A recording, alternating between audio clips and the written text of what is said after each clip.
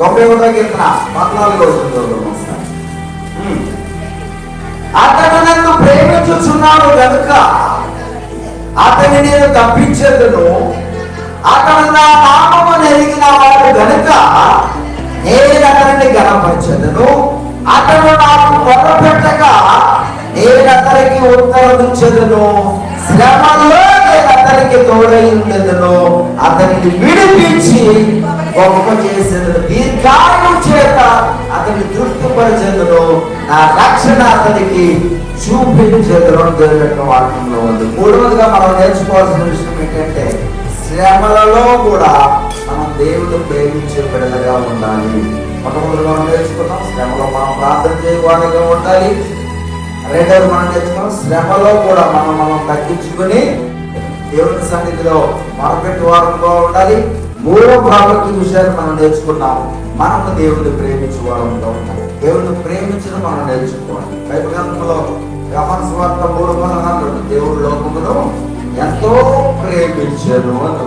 దేవుడు లోకాన్ని అంతటా ప్రేమించాడు. మరి మనం దేవుడిని ప్రేమిస్తున్నామా అనే విషయాన్ని కూడా గమనించాలి. మనం దేవుడిని ప్రేమించినప్పుడు మనము ప్రార్థన చేసే ప్రతి ప్రార్థన దేవుడు ఆలోచించి వాటికి సమాధానం ఇచ్చి శ్రమలో తోడుగా ఉండి మనల్ని విడిపిస్తాడని వాగ్దానం చేస్తున్నాడు. ఇక్కడ ఏమంటాడు, అతడు నన్ను ప్రేమించుచున్నాడు కనుక నేను అతనిని తప్పించాడు. దేవుడికి స్తోత్రం కలిగిన గాక. మధ్యన మరి శ్రమలో మనకి దేవుడు కొన్ని రూల్స్ ఇచ్చాడు, కొన్ని రెగ్యులేషన్స్ ఇచ్చాడు. శ్రమలో లేదా బాధల్లో ఉన్నప్పుడు దేవుడు కొన్ని కట్టడలు, కొన్ని నియమాలు, కొన్ని ఆజ్ఞలు దేవుడు మనకి ఇచ్చాడు. ఇక్కడ ఏం చేయాలంటే, మనము దేవుడిని ప్రేమించే వారంగా ఉన్నప్పుడు మనం ప్రతి దానిలో నుంచి తప్పించబడతాం, ప్రతి శ్రమలో నుంచి తప్పించబడతాం, ప్రతి ఒక్క బాధల నుంచి విడుదల పొందుతాం, ప్రతి ప్రమాదంలో నుంచి కూడా దేవుడు మనల్ని తప్పించి సురక్షితంగా నడిపించేవాడుగా ఉంటాడు. ఎప్పుడు మనం దేవుడిని ప్రేమించినాం. దేవుడికి స్తోత్రం కలిగిన కనుక ఈ లోకంలో అనేక రకాలైన ప్రేమలు ఉన్నాయి. ఆ ప్రేమ దేవుడికి అవసరంలా. భార్యాభర్తల మధ్యలో ప్రేమ, ప్రేమికుల మధ్యలో ప్రేమ, అన్న చెల్లెల మధ్యలో ప్రేమ, అన్నదమ్ముల మధ్యలో ఉండేటువంటి బంధుత్వానికి సంబంధించిన ప్రేమలు ఉన్నాయి. కానీ దేవుని ప్రేమ ఎట్లంటే అగాపేలో ఉంటుంది. అగాపేలో నిత్యము ఉండే ప్రేమ మీద, ప్రేమతో దేవుడు మనం ప్రేమిస్తున్నాడు కనుక అటువంటి దేవుడిని మనము తిరిగి ఏం చేయాలా, ప్రేమించు వారముగా ఉండాలి. అప్పుడు దేవుడు మనల్ని ప్రతి ప్రమాదం నుంచి, ప్రతి శ్రమ నుంచి తప్పించి దీవించేవాడుగా దేవుడు మనకు సహాయకుడుగా ఉంటాడు. ఇక్కడ ఏమంటున్నాడు, 15వ వచనం, అతన్ని నాకు మొరపెట్టగా నేను అతనికి ఉత్తరమిచ్చెదను, శ్రమలో నేను అతనికి తోడయ్యేదను, అతన్ని విడిపించి అతన్ని గొప్ప చేసేదను, దీర్ఘాయువు చేత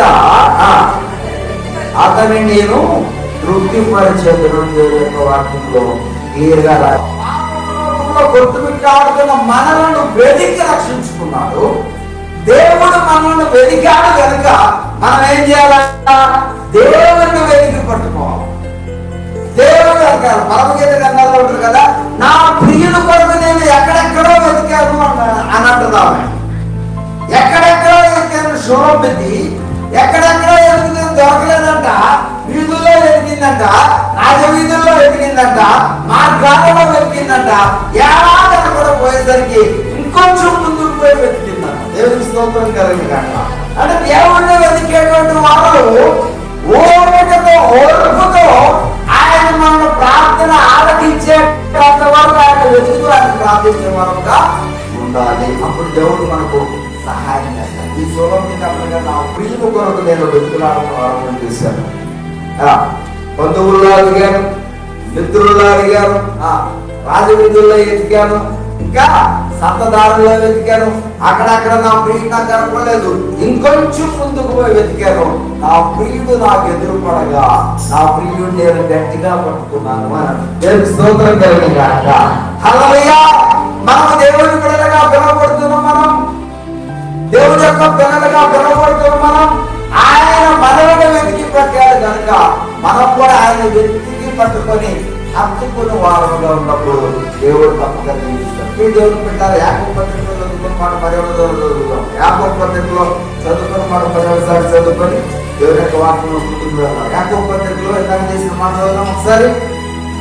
మీలో ఎవరికైనను శ్రమ సంభవించిన అతడు ప్రార్థన చేయవలెను.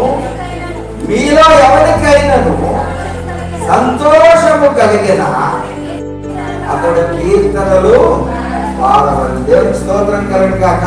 ఈడ శ్రమ సంతోషం రెండు విషయాలను గురించి యాకోబు గారు రాస్తూ ఉన్నారు. ఇక్కడ శ్రమ వచ్చినప్పుడు ప్రార్థన చేయాలి. ఆ ప్రార్థన విధేయతతో లేదా తగ్గింపు జీవితంతో కూడుకున్నై ఉండాలి. ఆ ప్రార్థన దేవుని ప్రేమించేదిగా ఉండాలి. ఆ ప్రార్థన జవాబు పొందేటంతగా విడువగా ఆయన పట్టుకుని ప్రార్థన చేయవారుగా ఉండాలి. రెండవ విషయాలు అదే యాకోబు పత్రికలో జ్ఞాపకం చేసుకున్నాను. మీలో ఎవరికైనా సంతోషము కలిగిన వాడేం చేయాలంట? కీర్తనలు పాడవలెను. కొంతమంది ఆ సంతోషం కలిగిన వాళ్ళు పాడే పాట ఏడుపుగానే ఉంటుంది. ఏడుపు కలిగిన వాళ్ళు పాడే పాట ఏడుపుగానే ఉంటుంది. అంటే దుఃఖం పూరితంగానే ఉంటుంది. మనకు ఎవరికైనా సంతోషం కలిగినప్పుడు ఎప్పుడు సంతోషం కలుగుతుంది అంటే యేసునందున్న వారికి నిత్య సంతోషపడతామని చెప్తాం. దేవుని స్తోత్రం కలిగిన గాక. దేవుడిలో మనం సంతోషించినప్పుడు, దేవుడిలో మనం ఆనందించినప్పుడు గట్టిగా పాటలు పాడుతూ ఆయన సన్నిధిలో మనం ఏం చేయాలా? స్తోత్రాలు చెల్లించే వారుగా ఉండాలి. ఇంకా అక్కడ యాకోబు పత్రికలో 3వ విషయం, మీలో ఎవరైనా రోగి అయి ఉన్నారా వారు సంఘ పెద్దలను పిలుపువలెను. వారు ప్రభువు నామమునందు రాసి అతని కొరకు ప్రార్థన చేయదు. దేవునికి స్తోత్రం కలుగును గాక. ఈ యాకోబు గారు 3 విషయాలు. ఒకటి, శ్రమ సంభవించినప్పుడు ఏం చేయాలి?